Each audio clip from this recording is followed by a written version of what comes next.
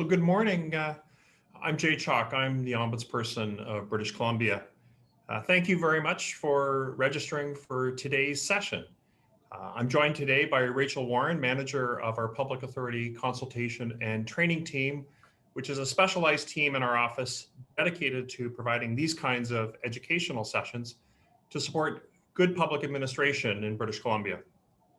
I'd like to start by acknowledging with respect that our office in Victoria, where we're presenting from today, is located on the unceded traditional lands of the Lekwungen peoples, including the Esquimalt and Songhees First Nations, and that our office has been on these territory since 1979.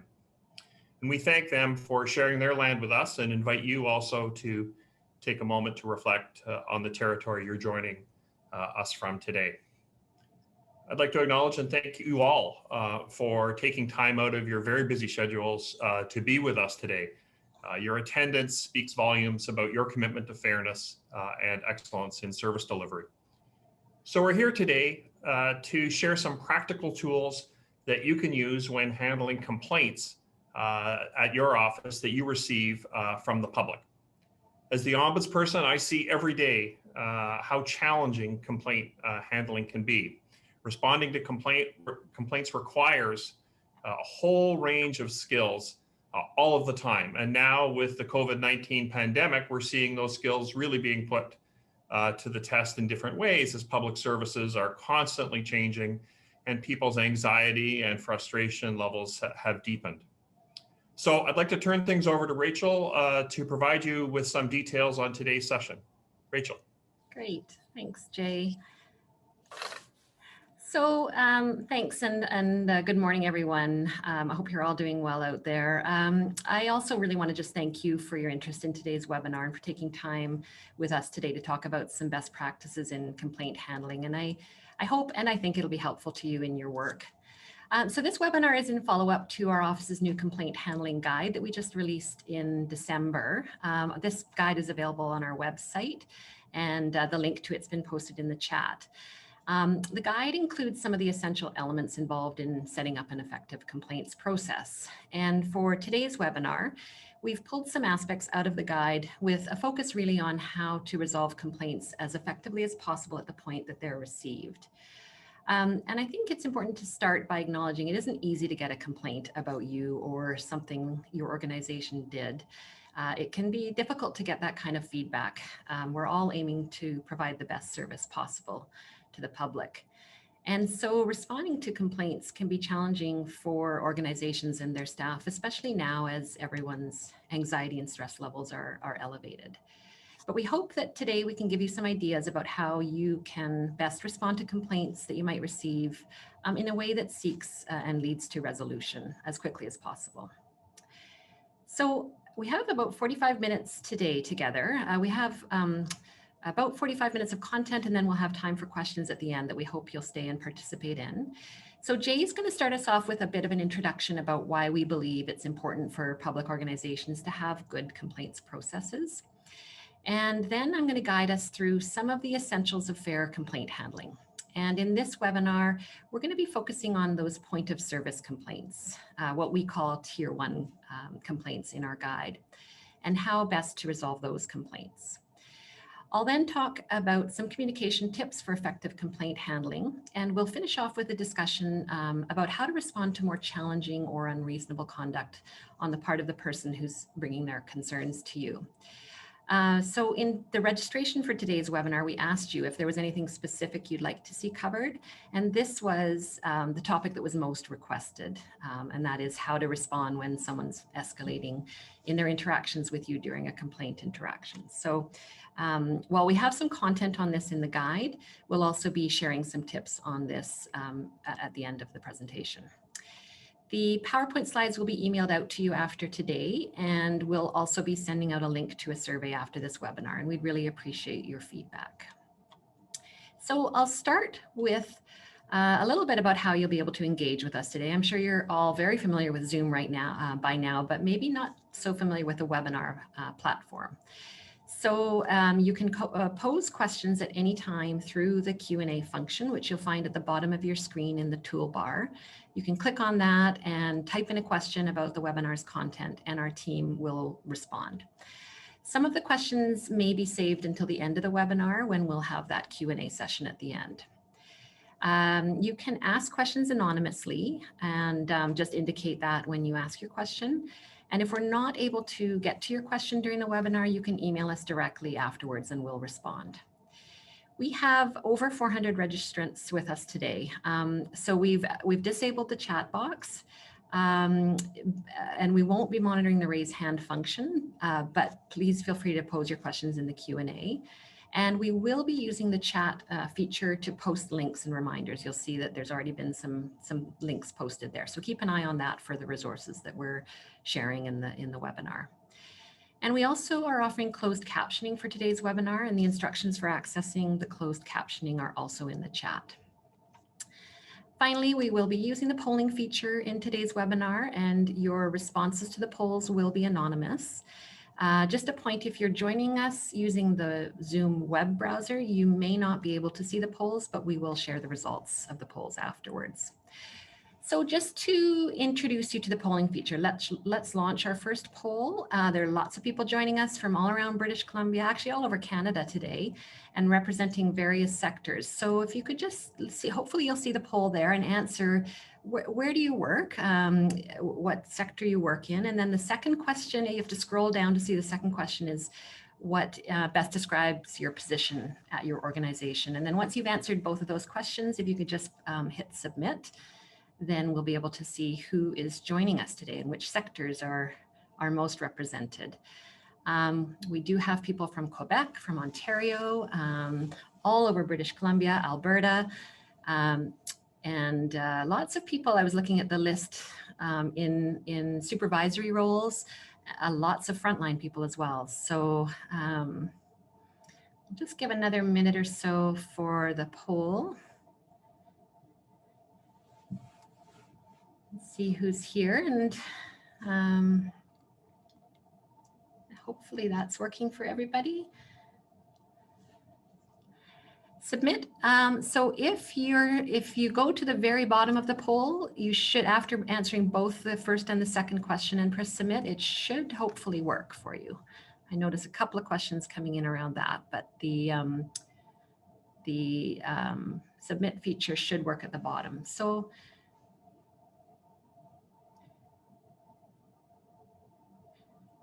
thinking too, you know, I noticed there are a number of people working in leadership or quality assurance roles. And as we're going through the content today, you know, it's good to think about when you're reviewing other people's decisions, just think about, as we talk, what could have gone better. Could this information that we're presenting today help them in their initial handling of the complaint?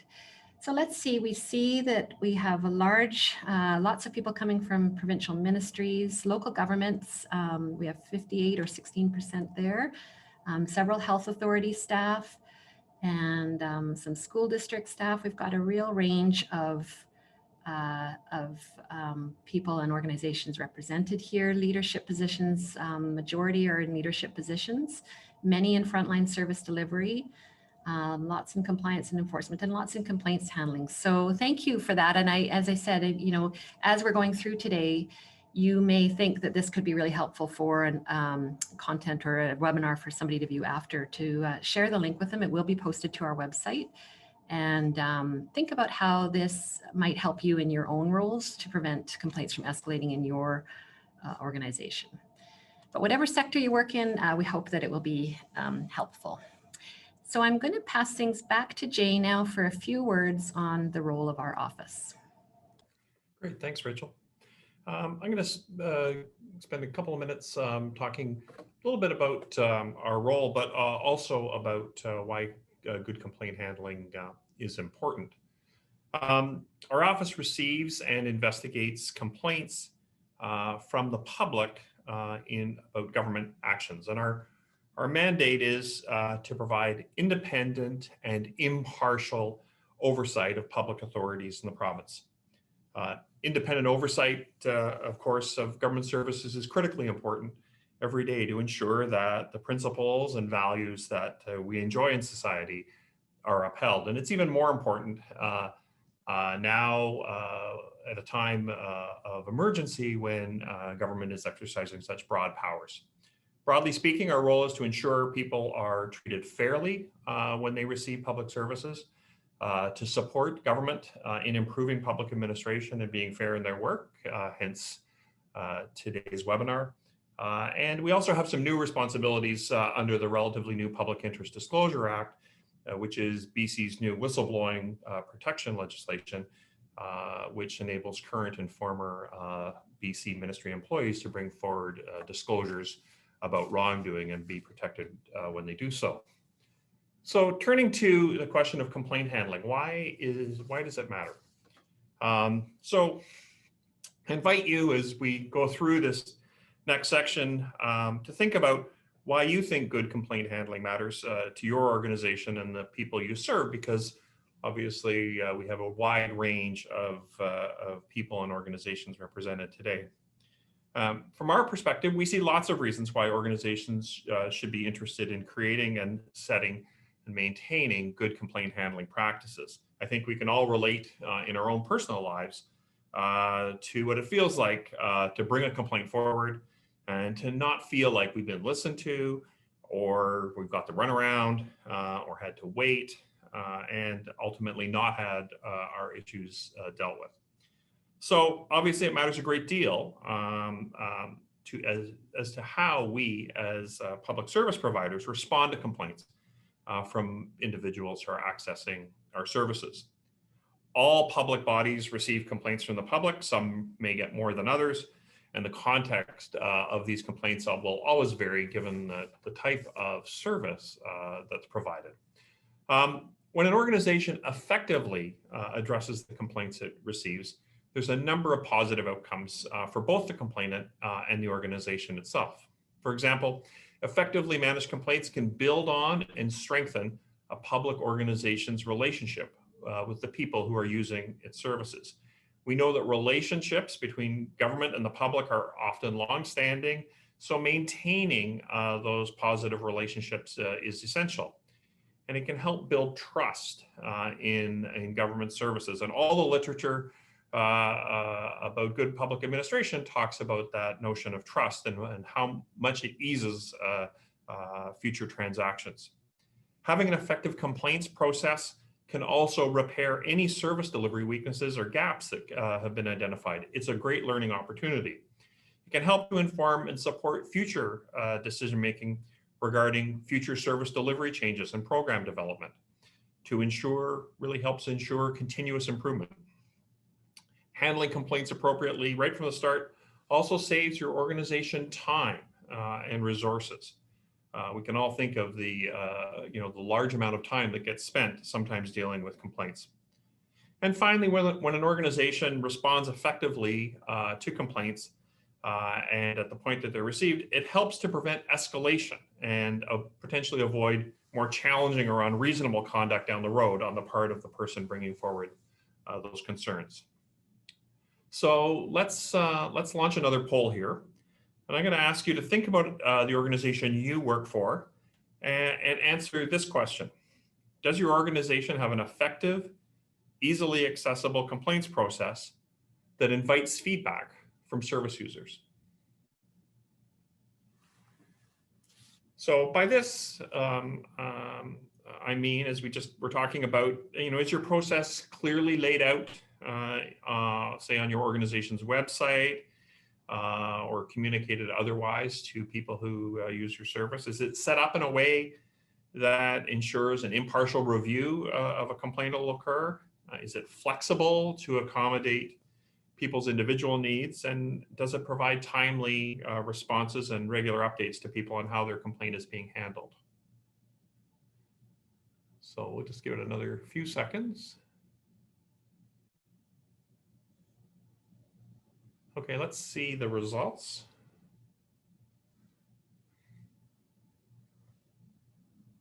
Well, that's great. So a little, just about half of respondents say your organization has an effective, easily complaints process.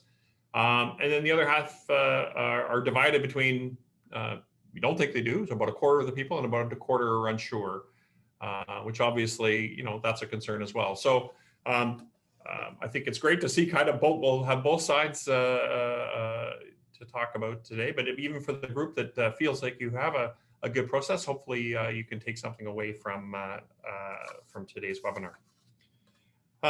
Another reason why it's important to have good complaint handling process is because our office frequently refers individuals back to you to try to resolve their concerns if they haven't made attempts to do so before contacting us. When a person first contacts our office, we ask them what steps they've taken to try and resolve the issue directly with the organization that they're complaining about.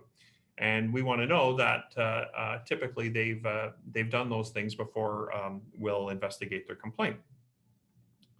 So that's a question that we want to make sure. We want to make sure that they've exhausted those internal complaint processes first. And we know that most complaints to your organization can be resolved if there's an adequate process to do so.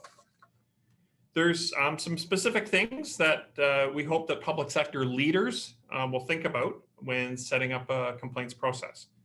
The first thing that's required is an organizational culture that values and welcomes complaints. So leaders of organizations should set that tone that complaints matter, that they're a valuable source of feedback, they're a learning opportunity provided by those who are using your services. And the goal should be to make things right when a complaint is substantiated. Fix errors, learn from complaints, rather than assigning blame. Leaders in the public sector also ensure that their organization recruits staff who are able and willing to handle complaint, who can model that culture and have the appropriate skill set to do so. Frontline staff should have the right training and be empowered to resolve complaints early. This includes being able to provide an apology when appropriate or immediately correct a service failure that's identified in the complaint. And organizations should establish written policies and procedures that outline their complaint resolution process. This means having contact information and details about your complaints process easily accessible, for example, on your website, and having different ways for people to submit a complaint to you: phone, web form, email, etc. There's quite a lot of information on this aspect in the guide on what to include in your policy and procedures. So I won't go over all of that there, but I would encourage you to look at the guide if you're in the process of either reviewing or first establishing a complaints process. So I'm going to turn it back over to Rachel now, and she's going to talk about handling first level or point of service complaints. Great. Okay, thanks, Jay. So yeah, as Jay mentioned, it's best if complaints can be effectively resolved right at the point they're received. And this is usually done by the frontline staff who are receiving the complaint. So those frontline staff, we know, are the face of any organization. And so how they respond to complaints can really forever define a person's perception of our organization. So as we go through this next section on handling point of service complaints, I invite you to think about who are those people? Who are the people at the front line, the face of your organization, and how can they be supported to respond most effectively to complaints to avoid escalation within your own organization or to our office? So how do we effectively handle point of service complaints? Well, first, it's important that complaints be acknowledged quickly. And organizations may have different service standards for this, but generally speaking, it's good practice to acknowledge a complaint as soon as possible after receiving it, ideally within a couple of business days. And by doing that, by promptly acknowledging a complaint, your organization can demonstrate it's committed to addressing any service problems very quickly and efficiently. It's also important at that first point of contact to validate the person's concerns and communicate to them that their complaint is important. And I'm going to talk more about this when I talk about some of the communication skills involved in complaint handling, but just validating them that their complaint, that you appreciate them raising their issue and bringing their complaint forward. And then to be encouraged to seek early resolution to complaints as much as possible. And this involves identifying what the primary concern is that the person's bringing to you, and then determining whether it can be addressed quickly to their satisfaction. And Jay, yeah, I wondered if you want to talk about at all your thoughts on the benefit of that early resolution from your perspective. Thanks, Rachel. I often describe when I'm talking about complaints processes to public bodies, I often describe it as an opportunity for a win-win-win.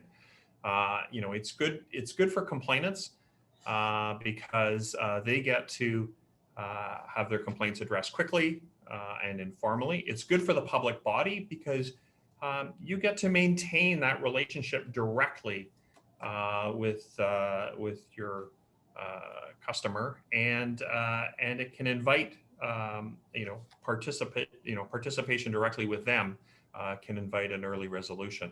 And it's a win for us, frankly, because we get to reserve our scarce resources for things that require an informal investigation and haven't been able to be resolved at the front line. So really, it's good for everyone when organizations can swiftly deal with concerns when they first arise and seek early resolution whenever possible.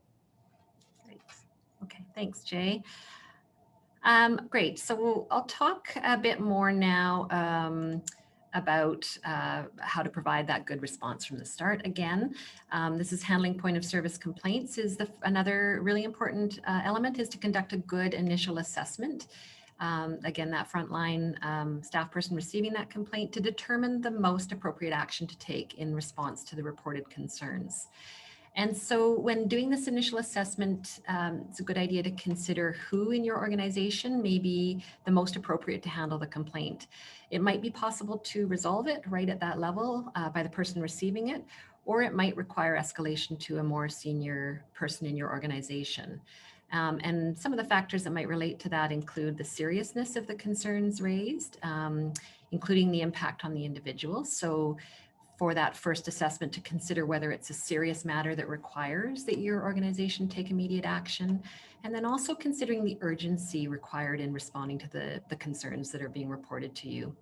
And this will be different for all organizations, but some examples of complaints that could be prioritized include those where an individual's health or safety is at risk, or complaints that involve some risk being present for vulnerable individuals. And so you may want to have some criteria in your complaints process and make it clear to staff which complaints are prioritized or require that escalation to a higher level in your complaints process.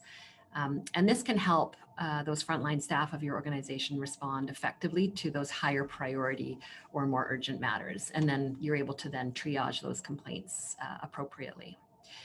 So before we move on, let's do another poll. So an opportunity again to reflect on your own organization's complaints process, thinking about your place of work and if you have a clear process or a policy in place, does that policy have criteria or guidance provided to help staff do that initial assessment? How to assess complaints based on their seriousness or urgency, and how then to triage those complaints.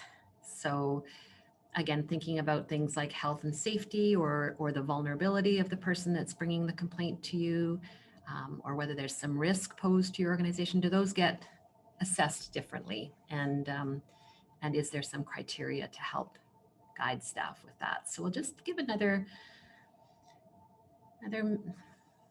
few seconds here for that. Lots of, it's really half and half. It's really interesting.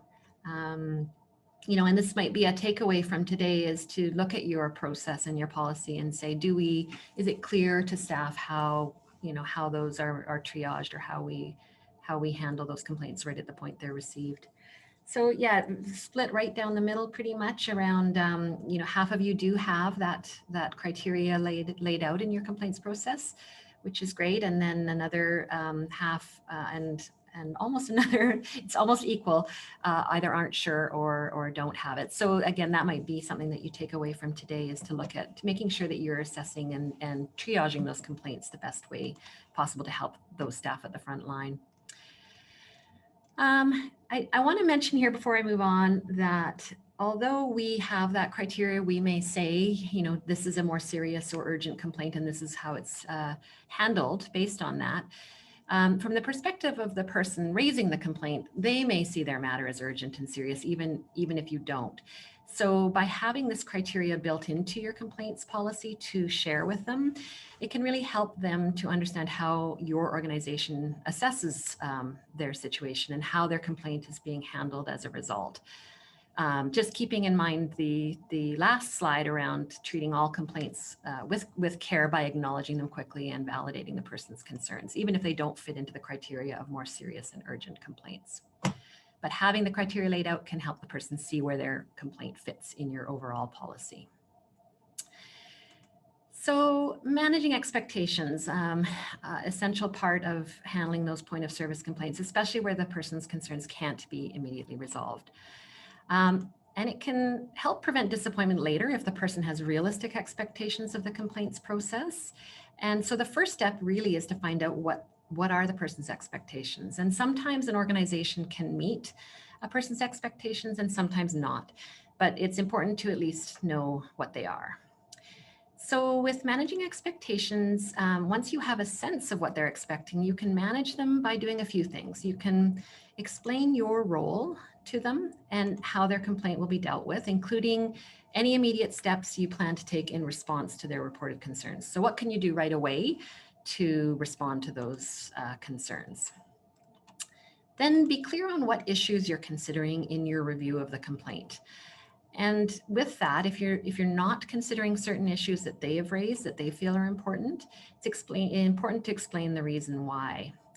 And it might be appropriate to refer them to another organization that may be better able to respond to their concerns. So for example, to their MLA or to our office or the Information Privacy Commissioner, if you think that their complaint can be best dealt with through such referrals.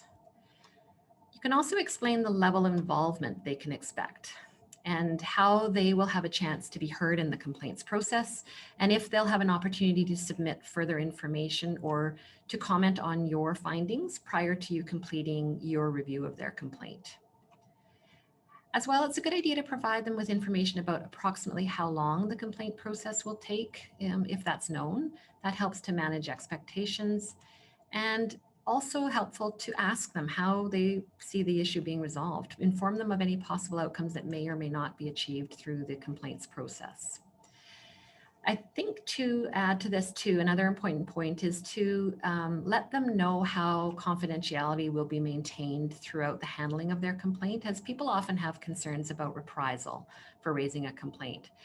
So for example, if your process is that you, at the end of a complaint review, that you publish the outcomes of your complaint reviews to your website or in an annual report, or perhaps you share them internally within your organization as learning opportunities for staff, it's a good idea to let the person know this in advance. So that's it for managing expectations. It can be really helpful in complaint handling because we know that when people have realistic expectations about what they can expect after making a complaint, they're more likely to perceive the outcome of the complaints process as fair. So top 3 ways to resolve complaints. Well, there are lots of different ways that you can resolve a complaint. Of course, it depends on the context of the complaint. But the resolution should be fair and it should be proportionate to the seriousness of the issue and the impact on the person. So we see 3 key ways to resolve complaints. And the first is to provide a better explanation of the original decision. And this is about often just providing better reasons, explaining the decision in a way the person can understand, including how the decision was reached, what information was considered, what the rules were that were applied, how they were applied to their specific case. Those sorts of things can help to resolve the issue if it's explained in a way that the person can understand. The second is a reconsideration of the original decision. And how this looks will depend on whether your organization has a formal appeal or review process or not, or further review inside your organization or beyond that to our office or another oversight body. So individuals really should be informed of any statutory right of appeal as well as any deadlines to seek such an appeal. And with those appeals, important to keep in mind the decision maker who is reconsidering the original decision must be impartial, they must have an open mind, and they shouldn't let the existence of a complaint itself bias them in any way. And the third, probably the most effective way of resolving complaints, is to provide an apology. And we recognize there can be a reluctance for public organizations to apologize, but apologies can be extremely helpful. They demonstrate empathy, they can help to de-escalate situations, they can help to repair the harm, and it also demonstrates integrity on the part of the organization. It shows them that the organization's willing to be accountable. And I'm going to call on Jay again, just for any thoughts you have from our office's perspective. An apology often is one of the remedies we seek in an investigation at the outcome as well. So if you have any thoughts on that. Thanks, Rachel. Yes, the issue of apologies is an interesting one. We often see that despite what some people may think, that an apology is not an impactful kind of remedy, we often see that it really is. And so when we see a public body has treated someone unfairly, we will frequently make a recommendation that they apologize. And sometimes when people come to us, they say, all I want is someone to say they're sorry. And so it can be an important element in making the person feel whole. In the past, public bodies were reluctant to apologize, at least partially because they were concerned that the apology would be used in a subsequent lawsuit if they got sued, an acknowledgement that they had done something wrong. But that's not the law in British Columbia anymore. It hasn't been the law for over a decade. You can apologize. Apologies are a good thing, and so you can apologize, and that apology isn't admissible in a subsequent civil lawsuit. So apologies really over that past decade have become more common, and we certainly see that as a good thing and a way of reconciling between a public body who's treated somebody unfairly and the person who is receiving the apology. So we have a quick tip guide on making an apology on our website, and so if you're in a situation where you need to make an apology, take a look at the quick tip one pager, and it'll support you in doing so. Rachel. Thanks, Jay. So here we are. We're going to talk next about some effective communication in complaint handling, some tips for that. And, I think before we do that, I just want to mention that I think it's important for us to all remember that these interactions that occur at the handling of a complaint are occurring between two people. And we each bring our own lens and our perspectives to that interaction. And there are lots of factors that can impact this. Anything from your mood, what happened that morning, maybe something's challenging in your personal life. And it's important to note that the individuals we're dealing with are also coming to the table with all of these as well. And they bring their unique histories to each interaction they have with us. It's not just about our own personal individual attributes, however, it's also about the systems and the institutions in which we're having these interactions and the power imbalance at play between the government service provider and the individual member of the public. So with all this in mind, how can we commit to and work on providing our services in a fair and accessible way and respond well when things go wrong? Well, we have a few tips to offer, but we really encourage you to think about other training that's available in cultural safety and implicit bias to continue to build your knowledge in these important areas. So I'll share some communication tips that we think can be helpful to de-escalate a situation where someone's upset and bringing their complaint to you. And so first, and perhaps most importantly, it's important to use active listening throughout the interaction when someone brings a complaint forward. And with this, I mean having a genuine interest in what the person is saying and withholding judgment on the content of their message. And by using active listening and acknowledging the person's experience, you have an opportunity to demonstrate empathy to the person.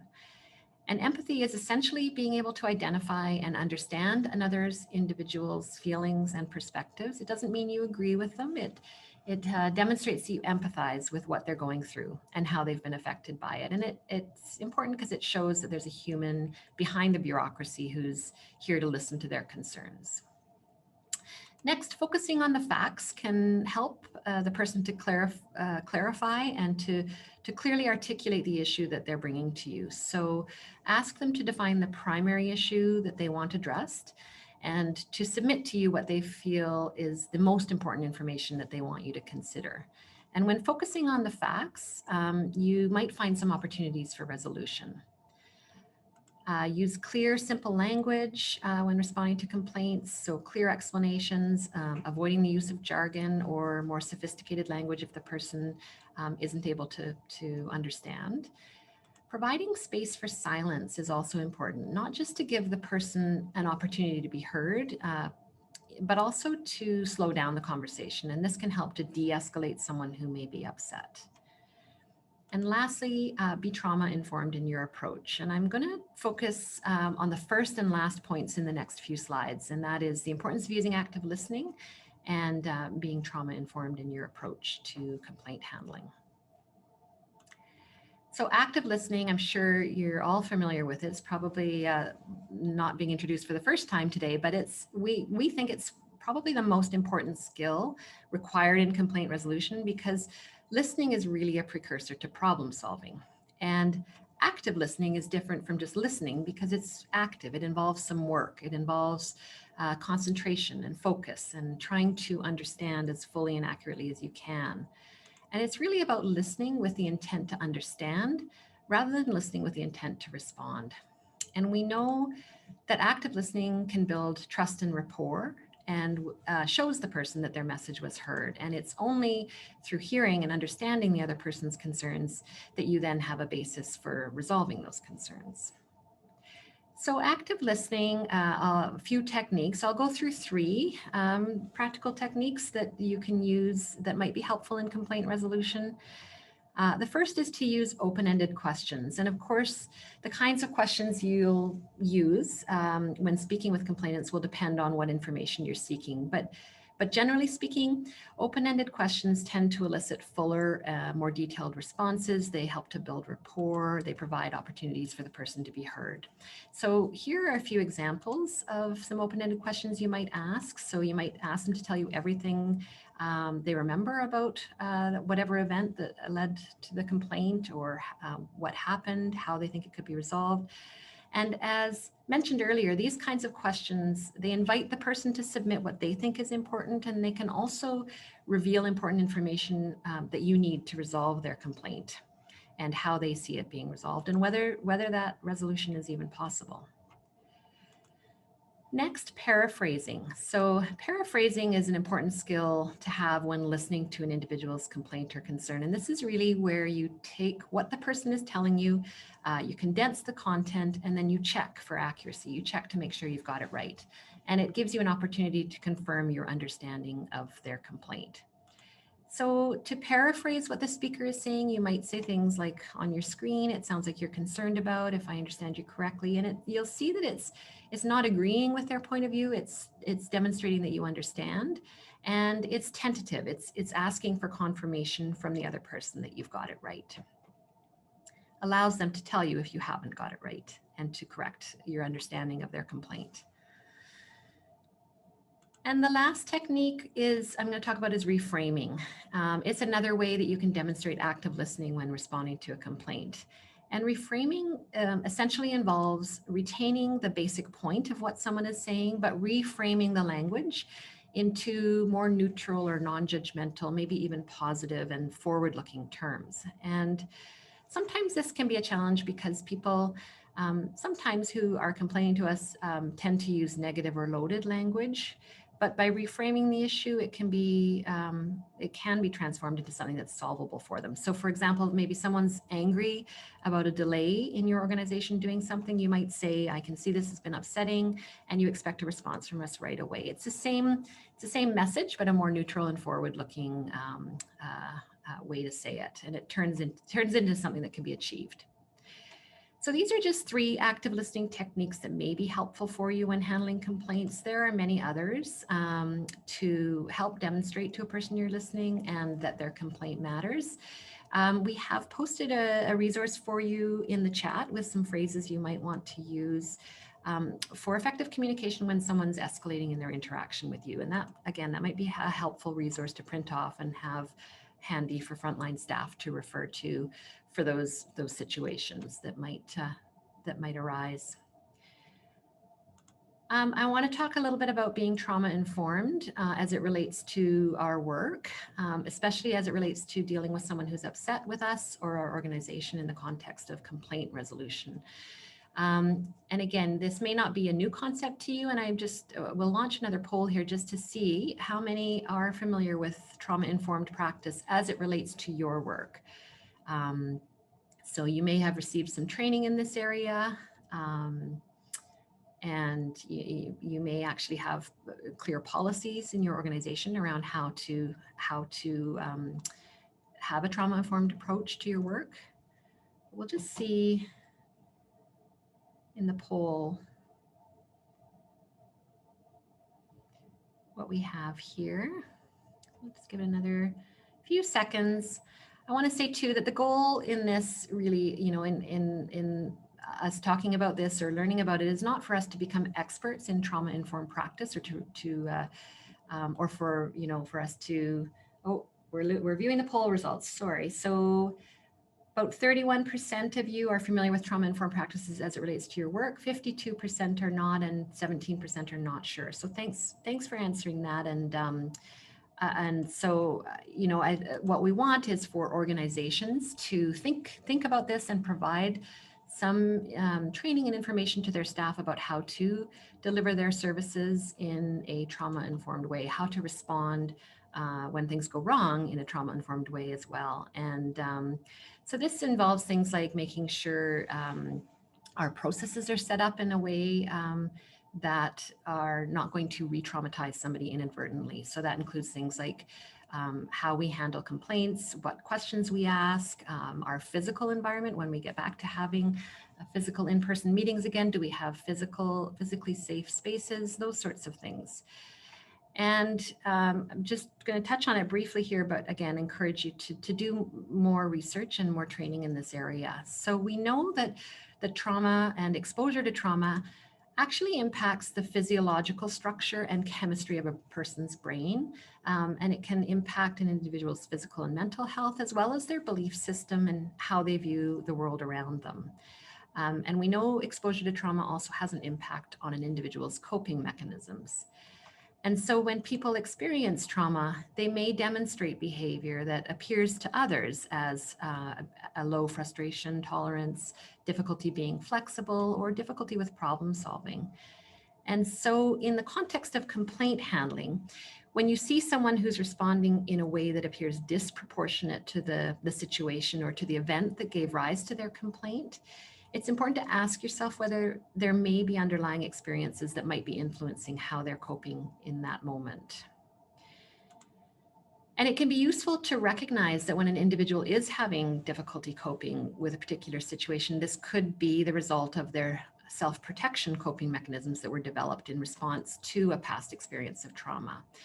And since we won't know if the person we're interacting with has a history of trauma, a good way to respond is to take the approach of universal precautions. And this is really about assuming that anyone we're interacting with may have experienced trauma that impacts them and impacts how they are interacting with you in this moment and how they're interacting with your organization. And this is really important, particularly when thinking about the historical and present day relationship between Indigenous people and government agencies. So a trauma-informed approach would acknowledge the intergenerational trauma experienced by many Indigenous peoples at the hands of government and the effects of that trauma that are still felt in communities across Canada. And so we should treat all people with unconditional respect and understanding because we don't know what experiences they bring to the interaction they're having with you. So for more information on how to be trauma-informed in your work, there are a number of different resources listed in the complaint handling guide, so you can look into that further, and we encourage you to do so. So we'd like to finish today's webinar by talking about some ways to respond to more challenging or unreasonable conduct. And this is often where someone is upset with your organization and is bringing their complaint to you. Despite all the communication skills we just talked about, there's a breakdown happening and the person's conduct is presenting barriers to you resolving their complaint.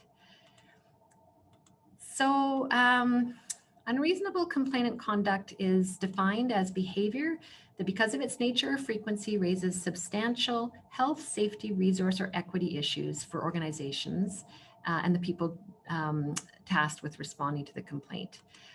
And this can include things like persistent and unreasonable demands being placed on staff. It can be lack of cooperation with staff's efforts to resolve a complaint, threatening or extremely argumentative language, things like that. I do want to do one last poll. I think this is our last poll on whether you've encountered this in your work. Have you had to manage unreasonable conduct in your work?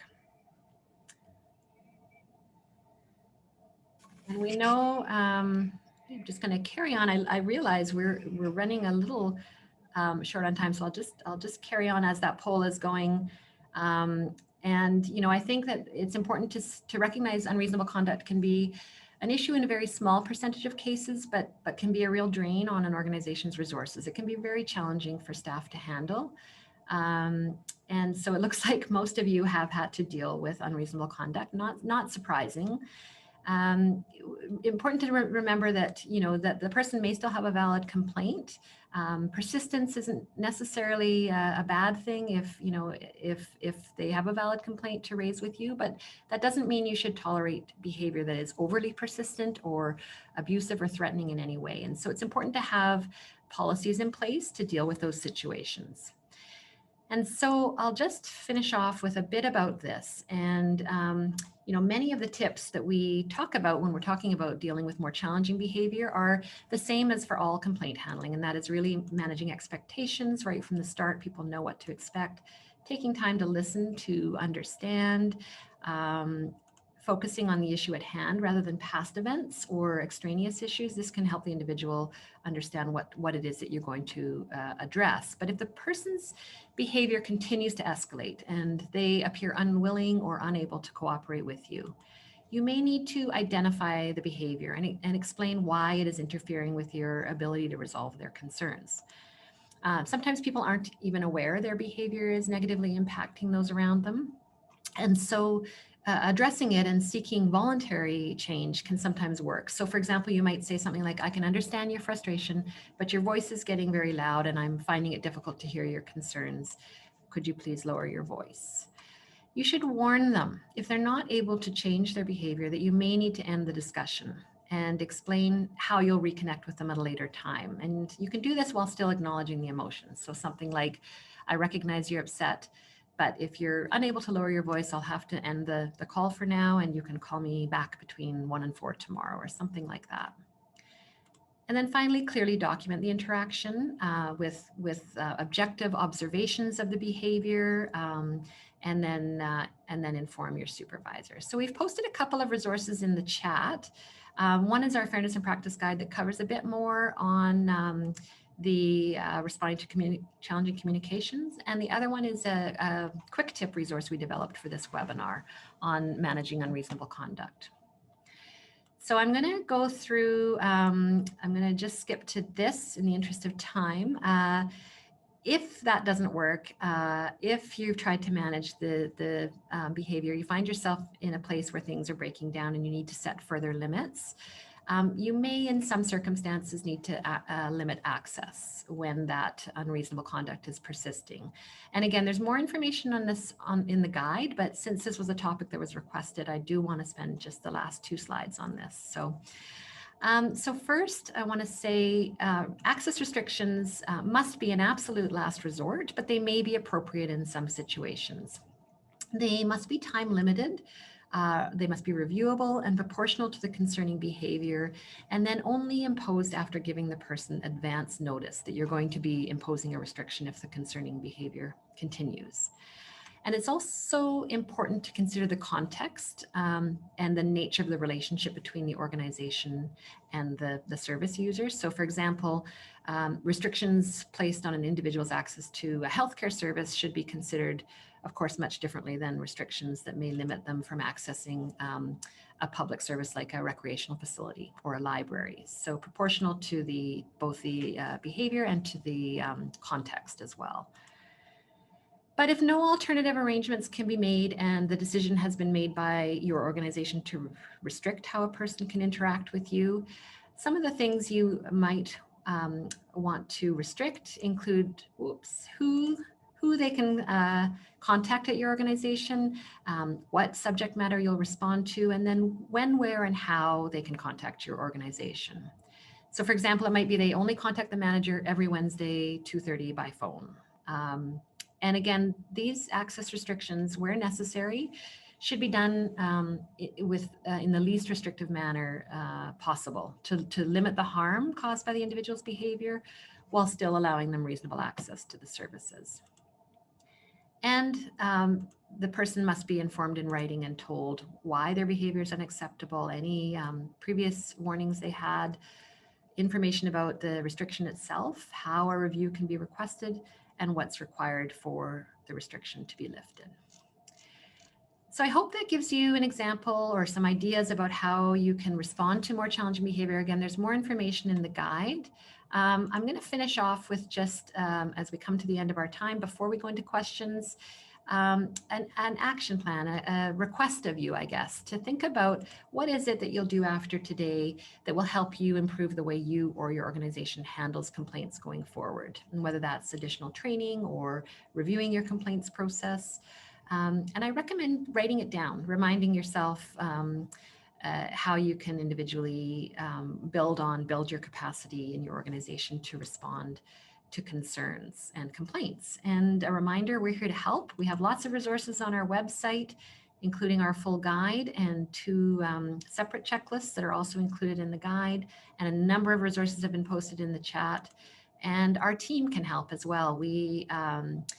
I know we have lots of people attending who are in leadership positions, and we've talked a lot about the frontline skills, but if you think that we can be helpful in either setting up or reviewing your complaints processes, we're here to help. We review policy through our fairness lens, give feedback, and we also deliver training and have a number of resources available. So I hope you'll visit those resources, and we do also have a 1-hour online Fairness 101 course that a lot of organizations are using as onboarding for new staff, and so the link, I believe, is posted to the chat as well for that.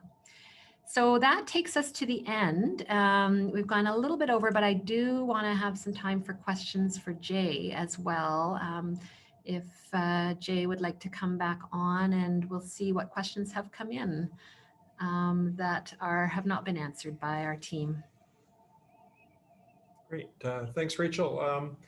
So we have a few questions in the Q&A. One relates to a question about how these elements incorporate decolonization and reconciliation, as the colonization past has meant that Indigenous people may be reluctant to use complaint systems. So as Rachel mentioned earlier, certainly engaging in a trauma-informed approach can support individuals and make them feel more comfortable about coming forward with complaints, or if they have complained, treating them respectfully during that process. But it's an excellent question, and I think one that we're all really on a learning journey about. And there's more information in our complaint handling guide about trauma-informed than we covered this morning. And so I would suggest that you look at that. And of course, we have elders across the province that are an incredible resource, and being able to reach out to one of them for information can also help. Looking also at question here for Rachel. Is there a way to manage chronic complaints from the same party?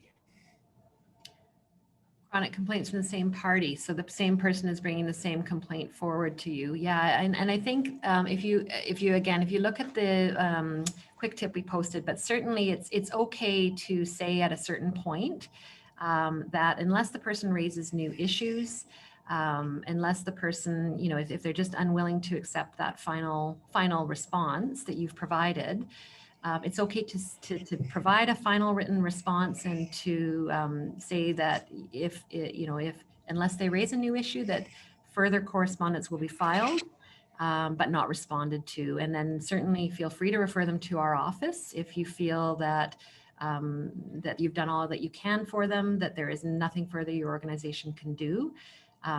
Feel free to refer them to us and we will conduct an independent sort of review of the complaint and see if there's any basis for investigation. And if you've provided a good response and your last written response outlines all the things that you have done in response to their complaint, then we may review that and see that as an adequate response and decide not to investigate. So I guess, yeah, we don't expect you to continue to respond to the same complaint over and over and over again unless the person is raising new issues. There has to be an end point at some point, and at that point, yeah, please feel free to refer them to us for further review if needed. Thanks, Rachel. We'll take one or two more questions here. How do you refer a complainant to another organization without making an individual feel like they're being brushed off or ignored? So I'll say a little bit about what we do in our organization, and then if Rachel has any other thoughts. So lots of people come to us. We get about 8,000 people every year who contact our office for help, and often they're calling us right after they've had a difficult interaction with someone who works at a public authority, and they haven't used whatever review or appeal process is available in that public body, but they're pretty ticked off, and that's why they're calling us. And so, certainly an element of letting them talk and then helping them to define their complaint, and then identifying and providing information for them that there is a mechanism within that public body to deal with their concern, and then inviting them, and this is something we can do given our role, is to say, and if you're not happy after you go through that process, by all means, come back to us.